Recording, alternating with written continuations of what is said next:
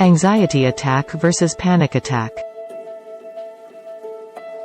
An anxiety attack or a panic attack. What is the distinction? I see a great deal of incorrect information about this on social media. And if you are experiencing a panic attack, what is the shortest and most effective method to calm down? I am not the doctor. But I have helped lots of people to get rid of anxiety and panic disorder. Therefore, let's begin with the first query regarding the distinction between an anxiety attack and a panic attack. Now, the term anxiety attack is increasingly used online and on social media, frequently to indicate subtly distinct things. This is due to the fact that it is not a clinical disorder or a diagnosis. Professionals do not recognize or use this term to refer to anything in particular. When there is no agreed upon definition or criteria for something, it is extremely essential to be aware of this, as different people may use the term to indicate various things if it is not explicitly defined. People on social media list criteria for what it means to have an anxiety attack, but this is not a criterion recognized by mental health professionals. It is frequently used to characterize a general increase in apprehension prior to a social occasion, such as an examination or an interview. And it's not true, contrary to what I've read online, that an anxiety attack has a specific trigger or circumstance that it's directed at, whereas panic attacks typically lack an obvious identifiable trigger. That is nonsense. It is never so straightforward. There are numerous individuals who experience elevated levels of anxiety without understanding why. In the same way, many individuals experience panic attacks that are highly predictable and specific to a situation they are fully aware of. Again, the ability to identify a specific stimulus does not determine whether or not you are experiencing a panic attack. Therefore, a panic attack is a sudden surge of intense dread and distress that peaks within minutes. During this time, you will experience a variety of severe symptoms. We seek approximately 4 items from the following list. So that could be palpitations, that pounding heart feeling, sweating, trembling, shaking, sensations of sort of shortness of breath, like you can't catch a breath, feelings of choking, chest pain, nausea, abdominal distress, feeling dizzy or lightheaded, or as if you might faint derealization, which is feelings of sort of unreality or depersonalization, so that feeling of being detached from yourself, or you may experience shivers or heat sensations, which are hot flushes. While it is possible to be in a fairly high state of anxiety, a panic attack is when that anxiety reaches such a zenith of intensity.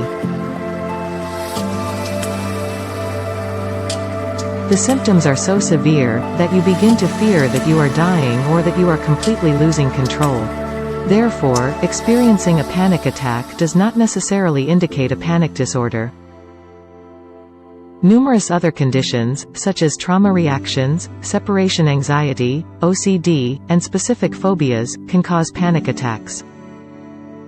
However, if you experience multiple panic attacks, it is highly recommended that you speak with a doctor or a psychologist who can help you figure out what is happening and what is causing it.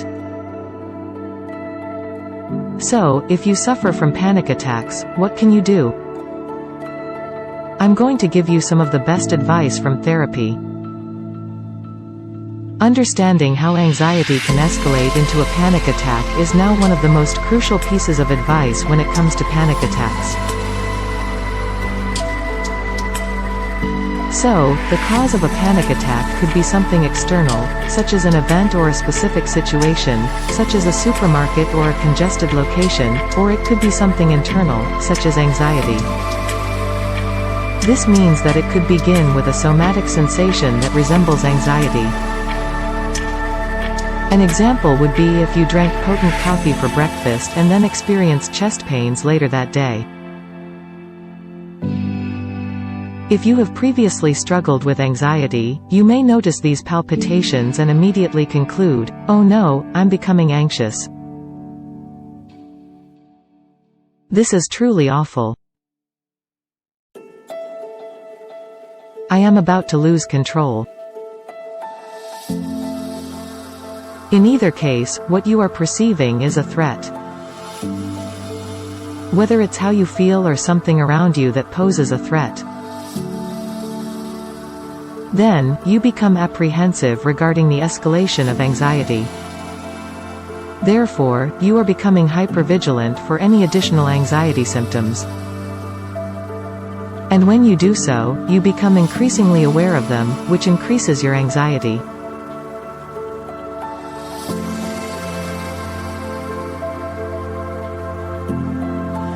Therefore, as your threat system prepares to go into action, the next step is crucial. At this point, anxiety can escalate into hysteria. It is when one or two of these symptoms are misinterpreted as catastrophic. This means that you begin to fear total loss of control, complete humiliation, or even mortality. Consequently, many individuals who experience chest agony assume they are having a heart attack. Others feel a tightness in their throat, a dry mouth, and shortness of breath, and they begin to think, "I'm going to suffocate."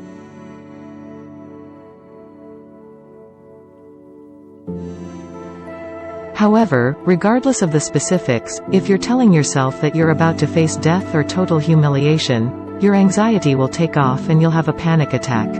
So, if you experience a panic attack, what can you do? Remember that when you're experiencing a panic attack, your body is truly functioning exceptionally well. It is operating according to its design. So, when your pulse is pounding and your larynx is parched due to anxiety, you are stating that developing a true awareness of what these signs are for you actually enables you to recognize them as anxiety in the future.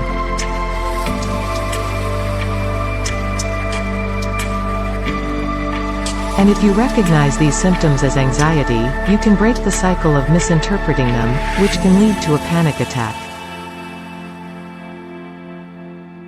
Number 2 is respiration. Consequently, one of the simplest methods to soothe the psyche is via the body. If you can extend your out-breath, meaning that you exhale slightly longer than you inhale, your brain will start instructing your pulse to calm down after a few minutes. You could begin by performing the 7-11, in which you breathe in for the count of 7 and breathe out for the count of 11. The precise figures are of little importance. You should breathe out longer than you breathe in, so do whatever feels most natural. And continue for several minutes. So allow some time before it begins to function. It won't work immediately, so proceed with caution. The third step is to prevent the occasional panic attack from becoming more frequent. You must ensure that you do not begin averting the stimulus that triggered the phobia. If that circumstance is secure. Thus, if you went to the supermarket and had a panic attack, it may seem like a good idea to avoid going there for as long as possible. However, avoidance feeds anxiety in the long run because you never get the chance to be in that supermarket and have everything go well so that you can feel better about it.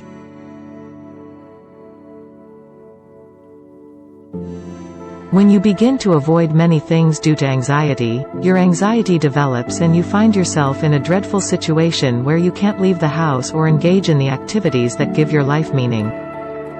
Don't wait for support if you need it, take it carefully, and build up to things very gradually, but don't let anxiety take over certain aspects of your life.